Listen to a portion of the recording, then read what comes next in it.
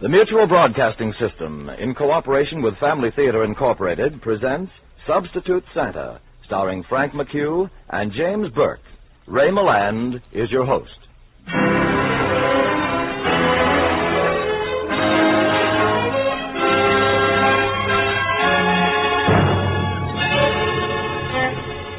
More things are wrought by prayer than this world dreams of.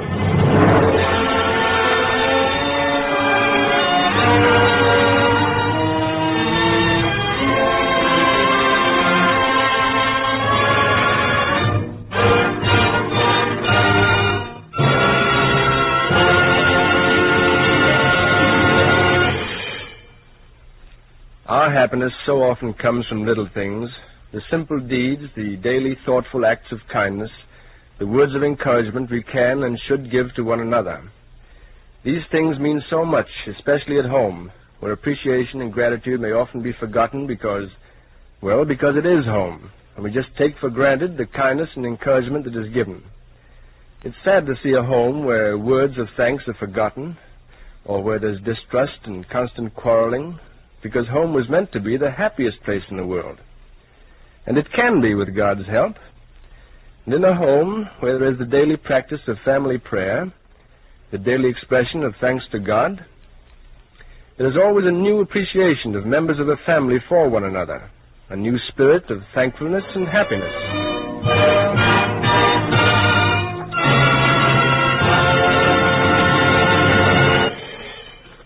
We will hear from Ray Milland later in the program. Now, Family Theater presents Substitute Santa, starring Frank McHugh with James Burke.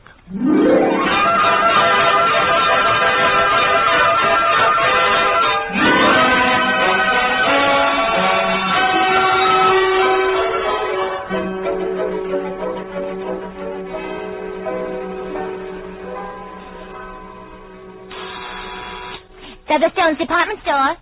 Yes, madam. All complaints on purchases made must be made in person. Sorry. Featherstone's department store.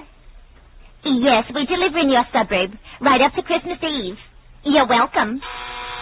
Featherstone's department store. Yes, sir, that's right. The 1 millionth person entering our Toyland will receive as a Christmas present any article on sale in our store. Yes, sir. A mink coat, a diamond ring, anything. Well, most any day now. You're welcome. Featherstone's department... Oh, Mr. Featherstone? Yes. Mr. Potter, to your office immediately? Yes, sir. I'll start paging him right now. You're welcome. Mr. Archibald Potter, report to Mr. Featherstone's office.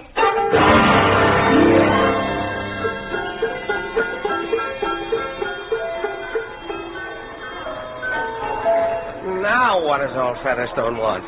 Grigsby, if they ever want you to be the manager of this store, walk. Do not run to the nearest exit. Don't worry, Mr. Potter. I'm not after your job. I have trouble enough right here in the toy department. You have trouble? Oh, I'll match troubles with you any day, Grigsby. Oh, Mr. Grigsby. Mr. Grigsby. Yes, Miss Lee? Santa Claus is ill. He's what? He's indisposed. He's not feeling well. Santa Claus has a tummy ache. Oh, no. No. He can't do this to me.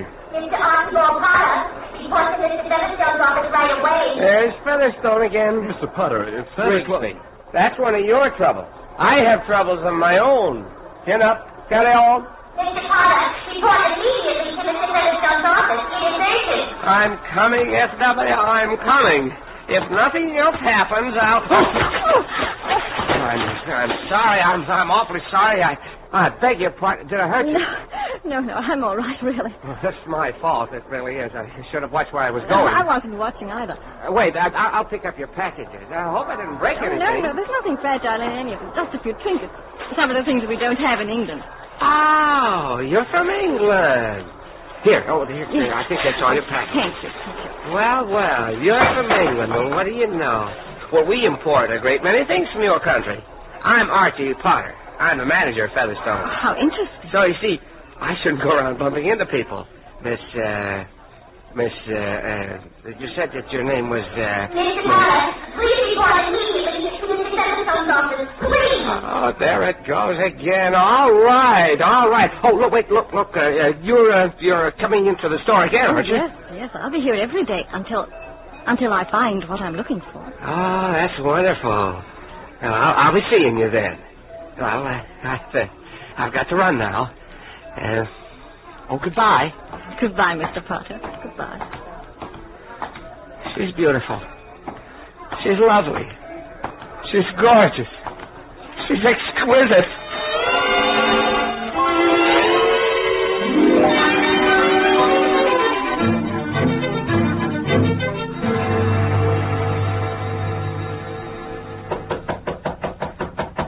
Who's that? Archie Potter.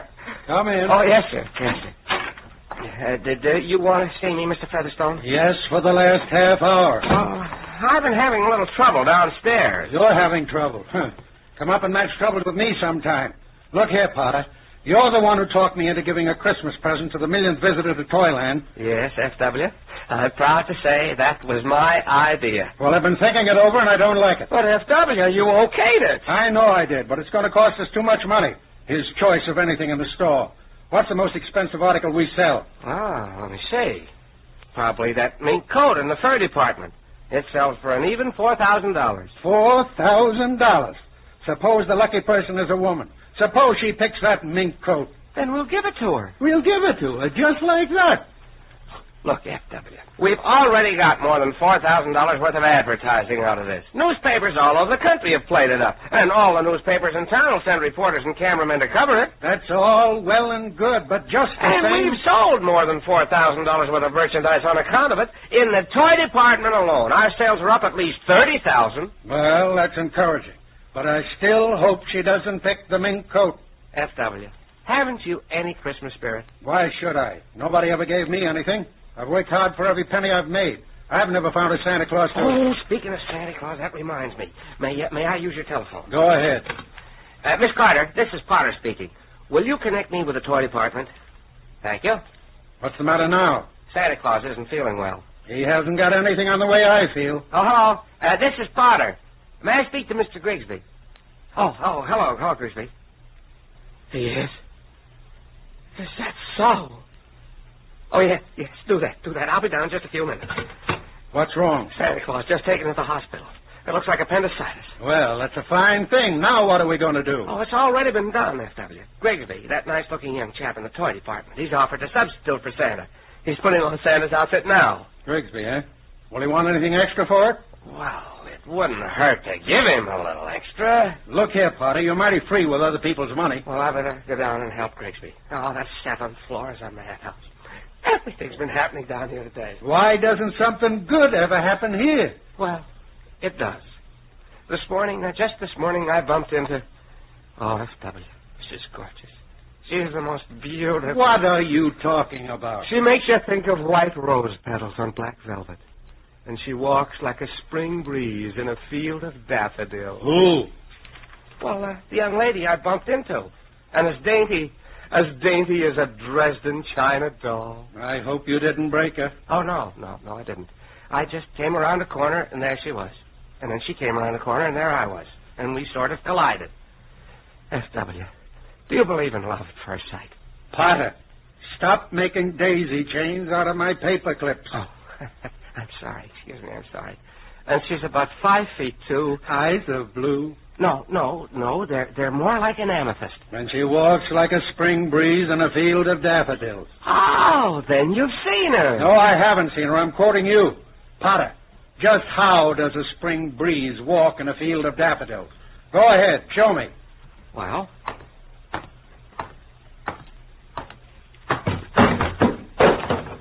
Oh, she knocks over ashtrays, too, eh?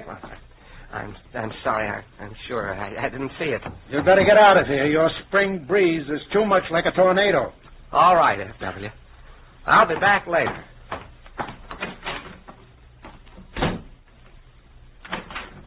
She does walk like a spring breeze. Get out of here.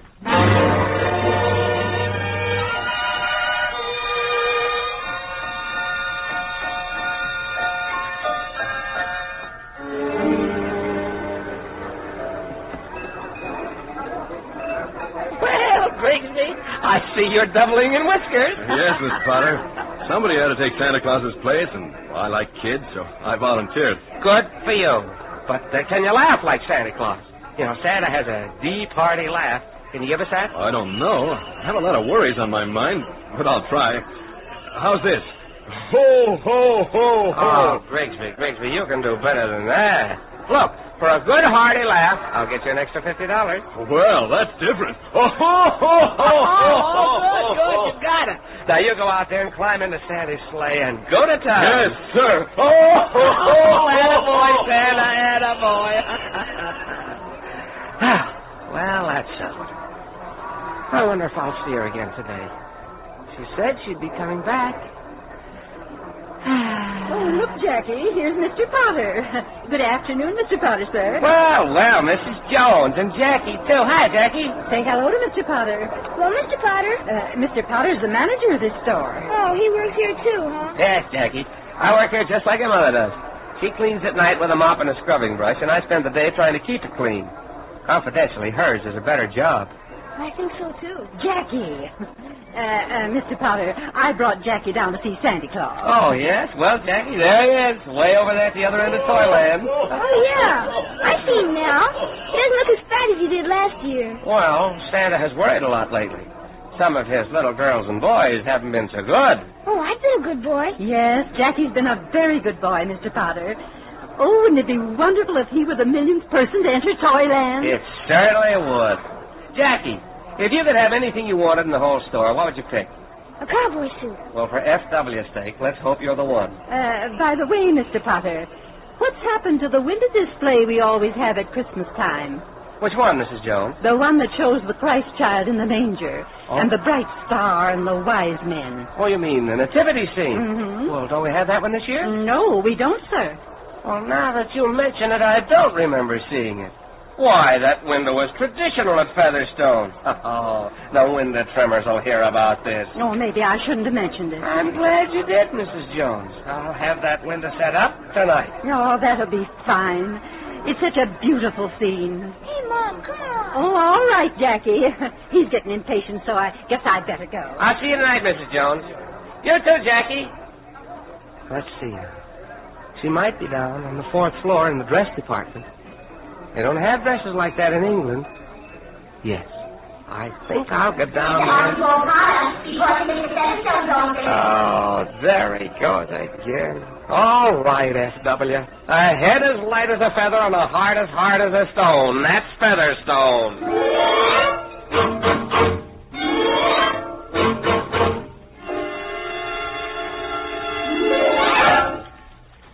Well? Everything's under control, S.W. Grigsby makes a fine substitute Santa. He's laughing his head off. What's he so happy about? I promised him an extra $50. Oh, stop giving away my money. Grigsby deserves it, S.W. Well, maybe he is helping business. Oh, all right, give it to him. That reminds me. When will the millionth person enter Toyland? Well, at the rate they're coming in, it ought to happen about noon tomorrow. We'd like to have you there, S.W. I'll be there. I want to kiss that $4,000 mink coat goodbye. Of course, not many people know that we have a $4,000 mink coat here, do they? Oh, yes. It's in the front window. What? Yes. It's been there all week. Oh, why did I ever own a department store? And speaking of windows, do you know that somebody forgot to set up our nativity window? You know, window number 12. I hate to pull out that merchandise display for something that doesn't bring us any business. After all, it's Christmas. Listen, F.W., that star-spangled Christmas tree you have in the main lobby, that's not Christmas.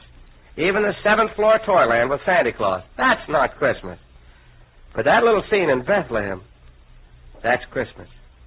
The real Christmas. Potter, there isn't a window trimmer at this late date to start. I'll fix it myself tonight, and all by myself if I have to. Someday you're going to turn the wrong corner. Potter, have you seen your spring breeze blowing around anymore? No, I haven't, S.W., but I'm hoping. Oh, she has a voice like music in the moonlight. And her eyes, they're so deep, you could fall right in and drown. Potter, don't let this infatuation run away with you. Remember, your first love is Featherstone's department store. S.W., I have enough troubles without reminding me of that.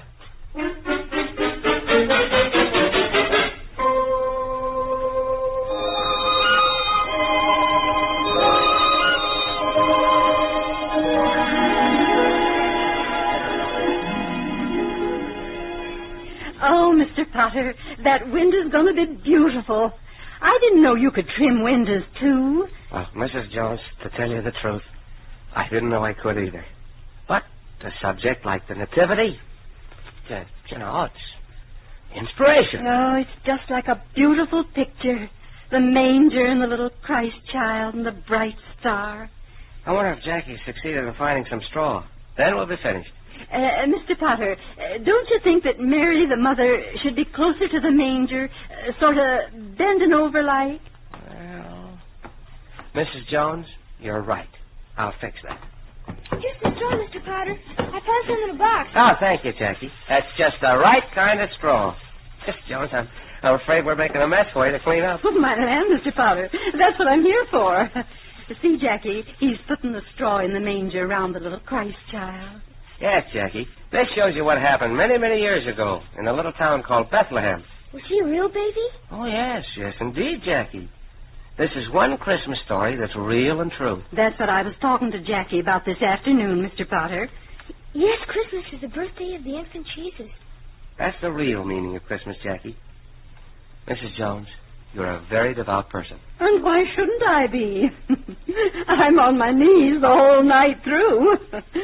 And I try to pray just as sincerely with a scrubbing brush in my hand as I do with my prayer book.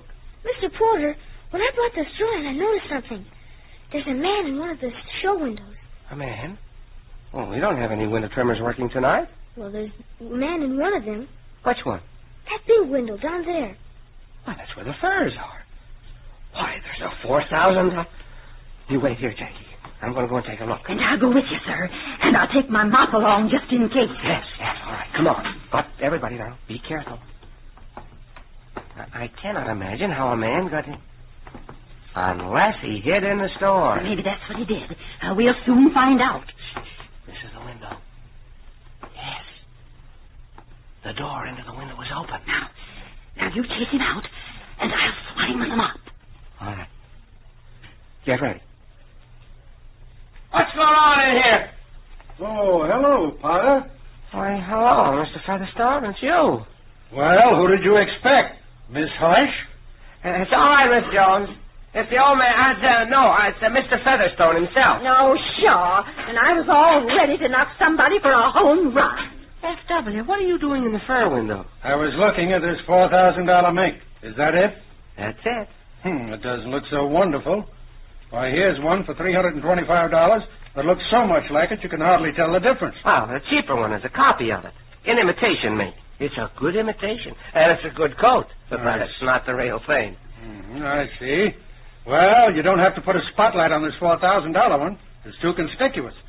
That's the first thing somebody's going to think of when he has choice of anything in the store. Well, we're trying to sell the coat before that happens, F.W. That's the only $4,000 coat we have. If we can sell it, then we wouldn't have to give it away. I never thought of that. Put 2 spotlights on it. Okay, F.W. Say, Mom, is that old man Featherstone? Hush, Jackie. Yes, this is the man who owns the store. Who's this? This is Mrs. Jones of the cleaning department. And this is my boy, Jackie. My mother says you're a fine man. Well, she does, eh? She says you give a lot of work to a lot of people. Yes, I guess I do. But she says you're a lonely old codger, too. Jackie!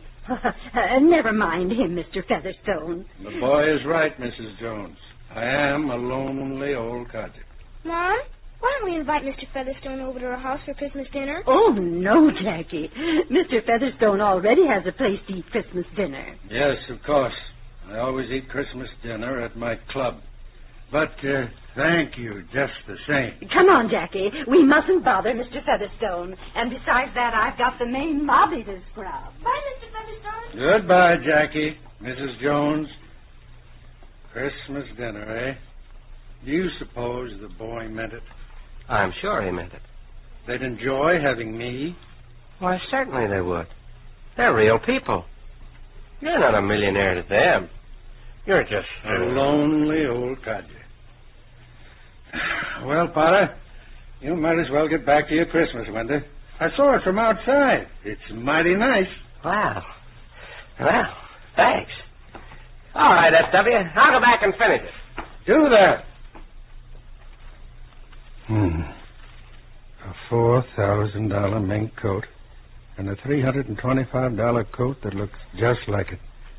Now, if somebody accidentally switched the price tags on those two coats just for one day, who would know the difference?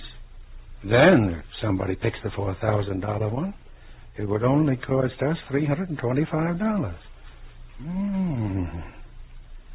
Why not? Oh, Featherstone. That's what's wrong with you. You're always thinking about money. That's why you're a lonely old codger.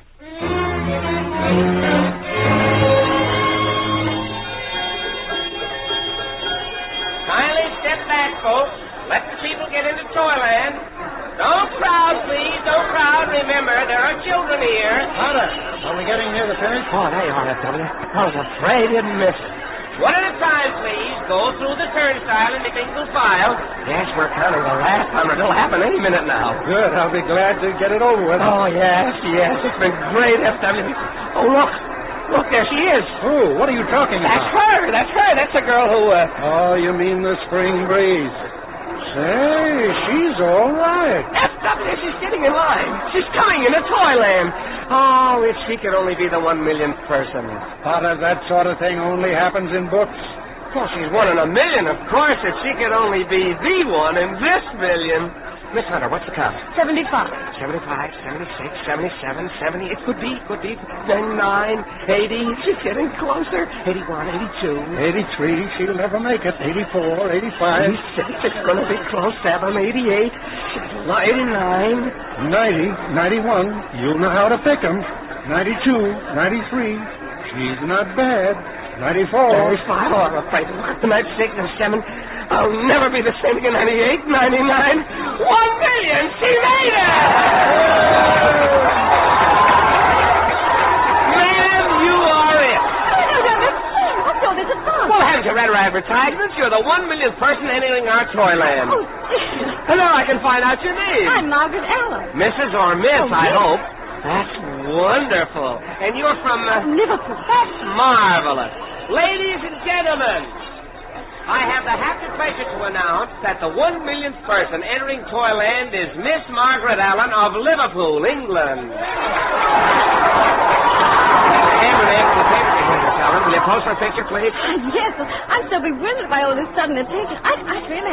Hold on, Potter. I want you in this picture, too. After all, I'm only the owner of the store. Oh, yes. Excuse me, Miss Allen. This is F.W. Featherstone himself. I'm very pleased to meet you, Mr. Featherstone. How do you do, young lady? Now, you fellows with the cameras, be sure you get all 3 of us in. Hold it now, hold it. There. Thanks, fellas, thanks. Now, young lady, what do you want for Christmas? I don't understand. Well, it's like this, Miss Allen. For being the 1 millionth person to enter Toyland, you get your choice of any article on sale in the store. Oh, goodness, you mean any article I want? Yes, anything from a stick of gum to a $4,000 mink coat. Yes, yes, anything you want. I know what I want. I don't know whether I'll ever be able to use it, but this is what I want. A wedding gown. A wedding gown? You shall have the best wedding gown in the store. Better than that, I'll include a complete wedding trousseau. Oh, Mr. Featherstone, I don't know how to thank you. Well, wait. What I would like to know is, who is the lucky man? Well, I don't know. You don't know? You see, in England during the war, I met an American soldier. I fell in love with him. We planned to be married on Christmas Day, but he was called away from England. Oh, that was a tough break. While he was gone, my home in Liverpool was struck by a bomb.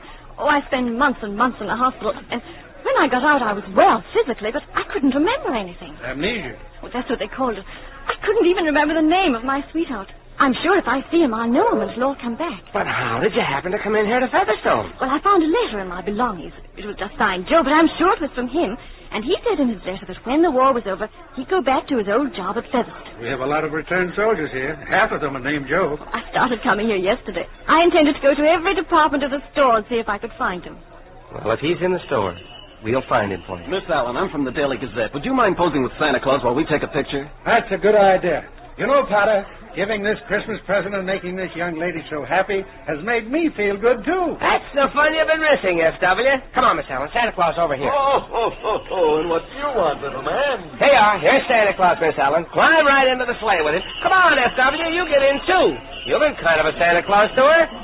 Margaret. It's Margaret. Margaret Allen. Grigsby, do you know this girl? Know her? I hunted all over England for her. Grigsby! Joe Grigsby, it's you! Oh, Joe! Margaret! Why, Potter, I thought you... Oh, my dream girl. And what happens? She marries Santa Claus. And a substitute Santa at that.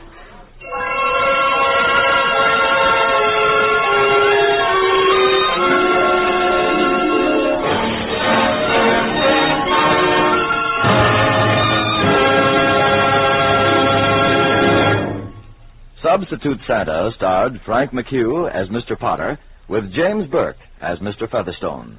Now, here is your Family Theater host for tonight, Ray Milland. This is the age of invention, the day of scientific discovery. There are discoveries in atomic power and supersonics. There are inventions for super planes, super bridges, super buildings, and millions of other inventions that find their way to farms, factories, and homes. No one questions the progress made in things scientific and intellectual. But what about the simple art of living together? And the simplest art, because it's so fundamental, the art of living together as a family. In a land of freedom, each man's home is his castle. A home isn't only built of stone or bricks or walls or roof. It's built with the spirit of a boy and girl who pledge their unchanging love in the sacred bond of marriage. And where there is God's blessing in the daily practice of family prayer in the home, it is in truth an unchanging love, because the family that prays together stays together.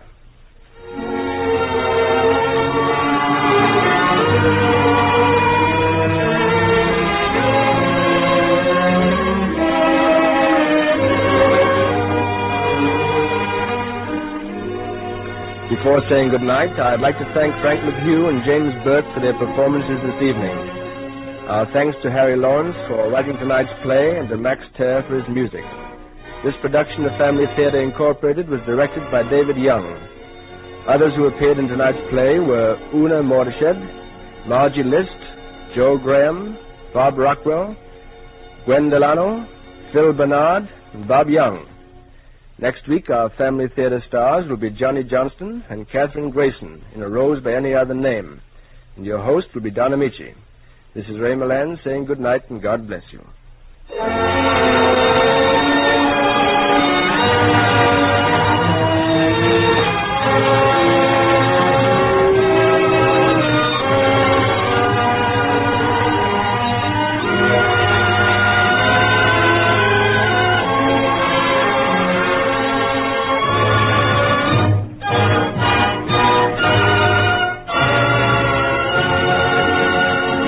This series of the Family Theater broadcast is made possible by the thousands of you who felt the need for this kind of program, by the Mutual Broadcasting System, which has responded to this need, and by a friend of the New York Foundling Hospital, which cares for homeless and motherless babies without distinction of race, creed, or color.